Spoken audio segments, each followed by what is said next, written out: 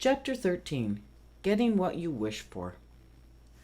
My mother loved playing cards, and her game was poker. Dealer's choice was her area of expertise. This requires everyone at the table to be familiar with 8 to 10 different games that could be selected at random. You're the dealer, so it's your choice. In between had been banished as the pot had gotten pretty big pretty quickly and caused trouble. One uncle had smashed another's windshield over a pot that had grown quickly. So we could not play that game, but there were lots of others to choose from, like baseball and 5-card stud or 7-card stud with deuces wild. We had to follow Mother's etiquette rules, and she did have some rules. I think this is the most direct parenting I ever got. Sit up straight, hands on the table at all times. Pay attention. Learn the games and don't ask so many questions. Never hold your hand below the table. Understand the ante and how to follow the money around the table and keep everyone on track as to high hand. You had to use your own money and start with a set amount so she knew when you had burned through your initial investment. At that point, she would pick up her money bag and say something to the effect of, "Oh, here's your money." You could go get more money, but you could not borrow. Only pennies, nickels, and dimes were allowed on the table. Dimes were frowned upon for the actual betting, used primarily for buying more pennies. If you were really good, learned the games, paid attention, and didn't have dirty hands, she would let you play a few hands with the adults on Saturday night. Just a few rounds, but I got pretty good, so that was fun.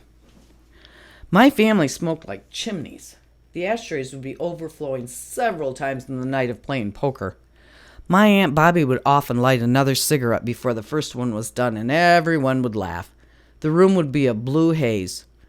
One time they were drinking and laughing as they played in Albert and Elner's basement. Albert had just won a fantastic round and said, "Well, flip my wig." Unbeknownst to them, Bobby had a wig on and quick as a bunny pulled it off to expose a nylon cap, which on its own looks pretty funny. You could hear them sucking air for several seconds and then the roaring began. They teased her over this over the years, but boy, could they laugh. Bobby's husband, Carmen, played the trumpet in a band called the Michigan Dutchmen. They had a show on TV on Saturday nights, and one week we drove over to Flint and watched the taping of the show. Most weekend nights, he played at the UAW Hall to a raucous crowd of AC Delta workers or GM workers, a large, hearty group. Carmen had been in the first sit-down strike at AC Delta on Miller Road in 1931. The doctor had told him years later that he should stop playing the trumpet because he was going to blow his heart out. But he did not listen. All his life he had slyly told the men that when he died, he wanted to die having sex. This was like his shtick. Well, he played one night, and the next morning having sex, he died. Right there, on top of my Aunt Bobby. Now their house was small, and I mean real small.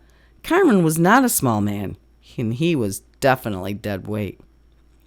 Lucky for Aunt Bobby, she could reach the landline phone with her outstretched arm and barely pulled the line with her nails. She called the police, who sent a crew. Now, whether they knew my uncle or not from his UAW days, they found the situation quite funny and had to take shifts into the bedroom so they could go outside and laugh. They had to figure out how to get Carmen off Bobby and onto the gurney, which was too large to fit into the living room, let alone the bedroom. They were also trying to afford my aunt some decency in that incredibly awkward situation. Mother headed over directly, changed the sheets once they had moved Carmen, and slept in the bed that night. "It's just a bed," she said. The night he died, his beloved UAW hall burned to the ground. The next day we had a terrible ice storm. I'd say the universe acknowledged his passing in a very spectacular way. It put quite a pall over the funeral, but the man was laid to rest with a smile on his face.